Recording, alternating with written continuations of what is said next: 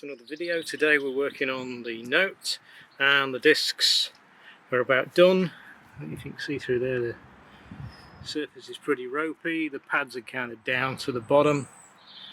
So I'm going to swap discs and pads. Not particularly a hard job.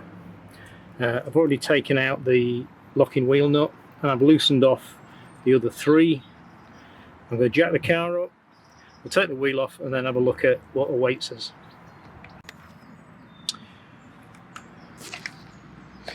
Right, so we've got the wheel off. It seems that actually the pads aren't that bad. Let's see if I can show you. They've got a fair amount of meat on them, but these discs have got a right lip top and bottom. So I would never put a new disc on and leave the old pads on. The pads are cheap. Change the lot. The whole lot, 2 discs and a full set of pads for both sides, about 70 quid from online suppliers. I usually go for car parts for less because, to be honest, that's Euro Car Parts, who have a separate website, and it's all the same stuff, but it's cheaper. Go figure. I don't know why, but I'd rather pay less. So we've got to take the caliper off, which is 2 17mm nuts, one top, one bottom. We then pull this off, hang it on the spring with a bungee, so we don't want to damage the pipe. So the brake line here, we don't want to damage that by putting stress on it. So undo 2 17mm nuts, hang this on a bungee on the spring, and then we can go to getting the disc off. Now, to get the disc off on this car, there is a Torx. I don't yet know what size it is, but I'll tell you when I get to it. So we need to undo this Torx screw. The disc will then just come off. You might need a little tap to get it off in case it's rust welded on.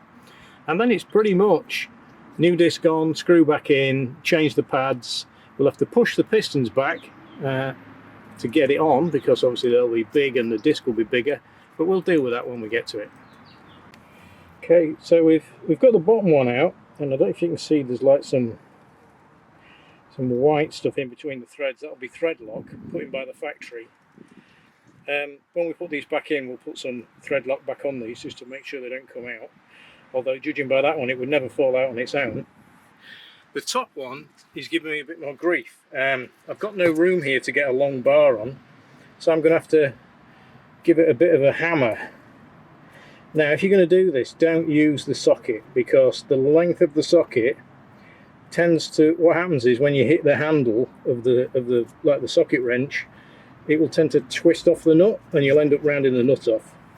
So if you can, use a 17-inch ring spanner, then you're kind of hitting exactly in the same plane as you're on the nut. You're not hitting an inch away from the nut, and it won't try and rip the spanner off, hopefully. So I'll give this just a few taps with the hammer. I won't be too evil with it, and then we'll see if we can get it off. And hurrah! It did eventually come undone. Once it got a couple of taps and out a couple of turns, it then came out fairly easily. I've then hung the caliper on the spring with a little bungee, quite a short one. It just keeps that safe and out of the way and saves that brake pipe from getting kinked. We now have to go find the right Torx connector and we'll get the disc off. Right, I've got the loosen off. It was a Torx 40. So in there, that's loose. Now, if you're thinking, bloody Torx, I haven't got any Torx, get yourself down to Aldi. They do these lovely little kits of screwdriver bits, so you get all sorts of normal bits and a nice selection of Torx ones as well. This has got me out the grief quite a few times, and these are like 10 quid, so you know, treat yourself to a set, you won't regret it. So the Torx screw is loose. We just take this out, and then the disc already is loose, you can see, and we just stick the new disc on, which I'll show you in a second. Right, so I've given the, where's my little brush? I've got a little wire brush and I've cleaned all the hub off, and then I've copper greased where the disc's going to go against. Just makes it easy to get it off next time. And I've poked some in the hole for the little Torx screw. I've got the new disc out of its packet, and what you'll notice is these discs come and they're lathered in oil to keep them from rusting. So generous bit of brake cleaner on both sides. clean all the oil off, because if that gets in your pads, you'll press the brakes and nothing will happen and you'll crash into somebody. So I've got the new disc on and the screws tight in. Now time for the pads. I've managed to get the two old ones out, which look a bit worse for wear, even though they've got plenty of meat on. Yeah, I really had to hammer these out. So these fit in the caliper. You see there's these little clips, they're shiny things, because I've been cleaning them up with brake cleaner. There is like a U-shaped spring clip where these tabs on either end of the brake pad slide into, so kind of like that in that way, and then one that way around in there. So they're the dead ones. These are the new ones,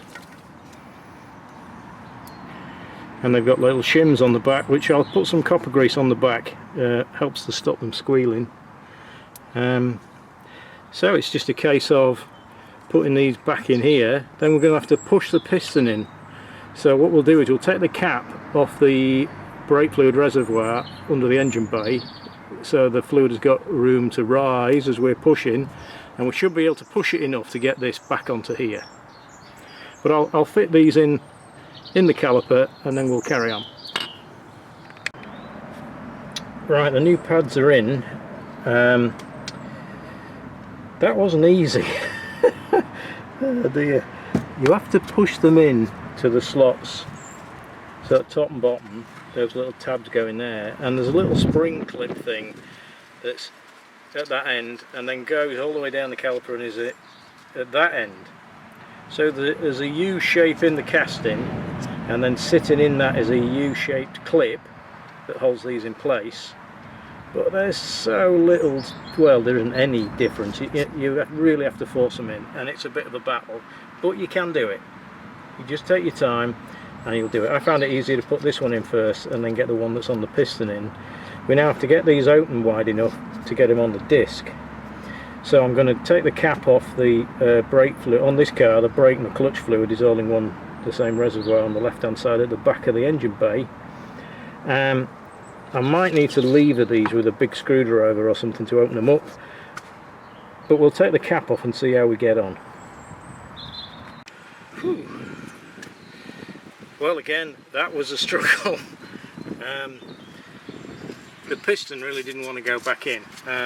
What I normally use is a clamp like this, because you can get this, shorten this up a bit, you can get this on the top of, let me explain. You can get it so this bit is on the back of the piston, and then this is on the face of the piston, and you can push it back, and it normally takes no effort at all.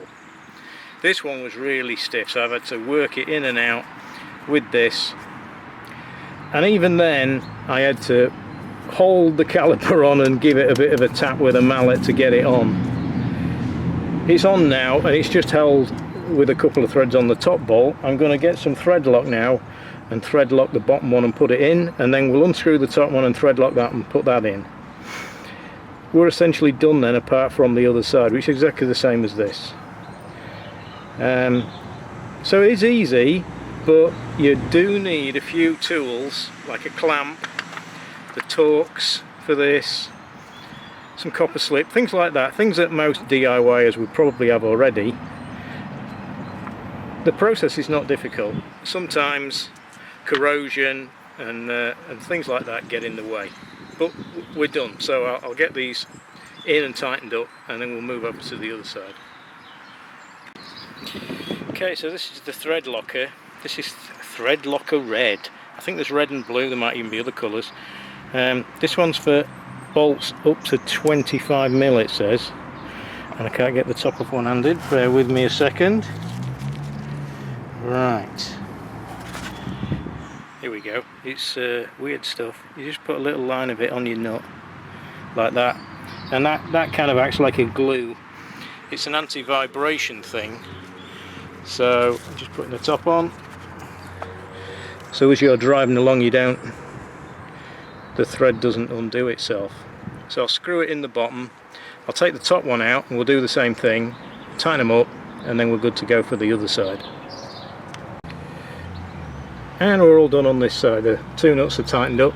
It's a good idea while you've got all the wheel off and stuff just to check the condition of pipes, see what these springs are like. These tend to go at the bottom, so have a feel around the bottom, make sure the bottom's not missing, and just have a general look around at things, make sure it's all okay. Thankfully we're all alright on this side. I'm going to put the wheel back on and we'll have a go at the other side. And we're back on the ground on this side. Always a good idea to use a torque wrench to do it with your wheel nuts, otherwise you end up doing them way too tight, and then when you get flat somewhere and you've only got that little tiny wrench, you'll never get them off. They want to be about 100 foot-pounds. You can buy really nice, I got this Sealy one from Amazon, these are like 30 quid. Well worth it, you know, you use these all over your car, so this is well worth the investment. And say £100 on each of the nuts doesn't feel like it's enough, but believe me it is. So do these up and then we'll take off the other wheel and start the other side.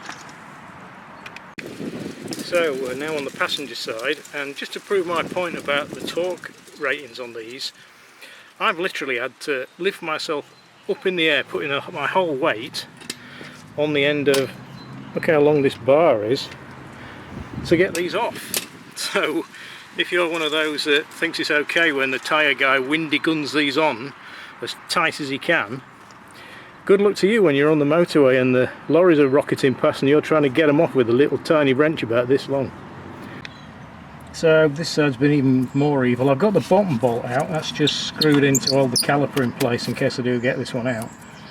I've put some penetrating oil on it and I'm going to leave it for a bit.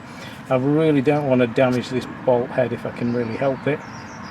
So penetrating oil, wait for a while, and then we'll attack it again and see if we can get it off.